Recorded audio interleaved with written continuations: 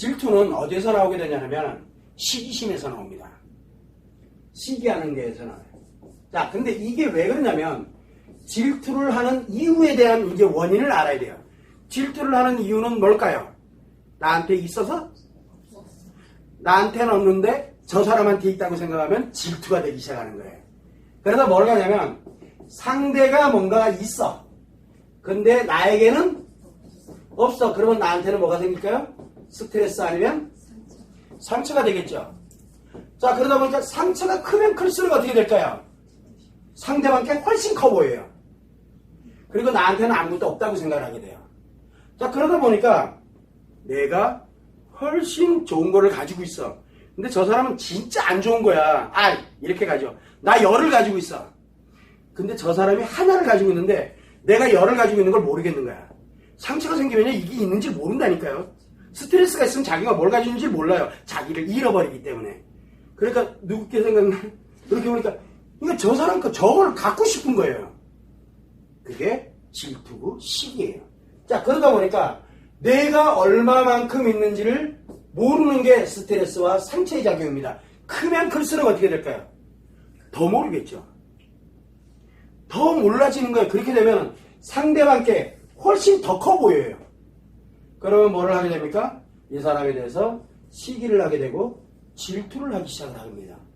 그러다 걸리면 뒤지는 거예요.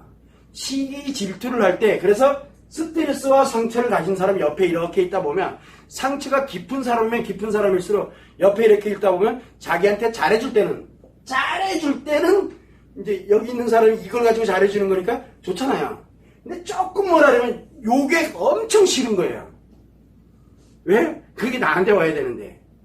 그래서 결국은 뭐냐면 시기 질투는 관심병이지. 관심병. 그래서 저 사람이 나한테 관심 줘야 되는데 안 주니까 열받으니까 확 질투가 나는 거예요. 그게 무슨 얘기냐면 내 상처에 내가 누군가를 질투하거나 내가 누군가를 시기하거나 뭔가 경쟁의식이 켜졌다. 그럼 뭐가 들어있다는 얘기예요? 상처가 들어있다는 얘기예요. 여자에게는. 남자에게는 그 스트레스로 작용하고 있다는 얘기예요. 그래서 남자들은 경쟁을 잘합니다. 경쟁. 저걸 이겨야 돼. 그거 뭐예요? 스트레스예요. 안 가지고 있으니까.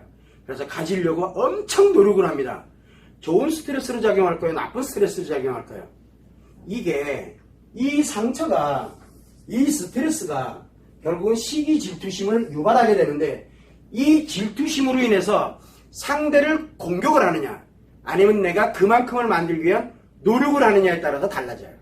인생이 달라지는 거예요. 그래서 이거를 상대를 향해서 공격을 하게 되면 최악의 인간이 되는 거고요. 그 다음에 내가 이 상대가 가진 이거를 갖기 위한 내 스스로가 갖기 위한 나의 노력을 하기 시작하면 굉장히 위대한 능력을 갖게 돼요. 그래서 시기 질투는 좋다 나쁘다를 논할 수 있는 문제가 아니에요. 나를 기준으로 볼 때는. 다만 상대의 기준으로 볼 때는 이거를 공격을 하는 순간 저 사람이 나를 왜 공격하는지를 모른다니까요.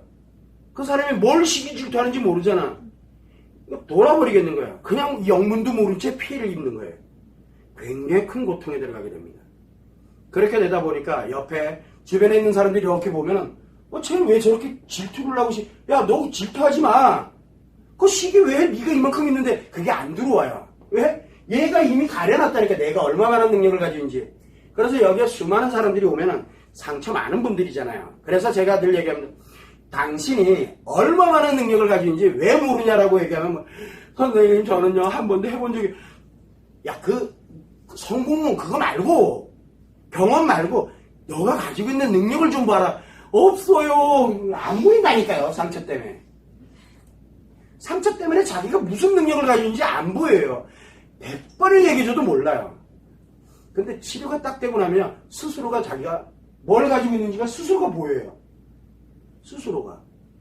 그러면 지금 내가 누군가가 시기가 되고 질투가 되고 그런다 그러면 공격 용도로 쓰는 게 아니라 빨리 나한테 뭔지 모르지만 뭐가 있어요 지금요. 근데 특이하죠. 시기 질투하는 사람은 특징이 뭐냐면 시기 질투하는 사람은 얼마나도 있어요. 있는 사람이 여기 있는 사람이거든요. 능력이 있는 사람이에요. 여기에 능력을 갖고 있는 사람이에요. 갖고 있는 사람이 여기도 능력이 있어. 얼마만큼 있는지는 몰라요. 근데 이 능력을 갖고 있는 사람이 스트레스와 상처로 인해서 자기는 능력이 없다라고 생각하는 순간 이 능력을 뺏고 싶어서 나타나는 거예요. 자기한테 있거든요. 그런데 자기는 없다라고 생각이 들어가니까 왜? 상처 스트레스가 자기가 없는 걸 덮어버리거든요.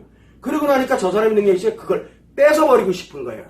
그런데 그러니까 그 사람이 잘해주면은 뭐예요? 그 능력이 마치 나한테 온 거, 즉 관심이죠. 그게 있는 것처럼 느껴지기 때문에 살 것 같은 거예요. 그런데 그 사람이 나를 딱 하면은 그 능력을 뺏어와야 되겠다라고 생각하는 순간 이 시기질투심이 작용을 하는 겁니다.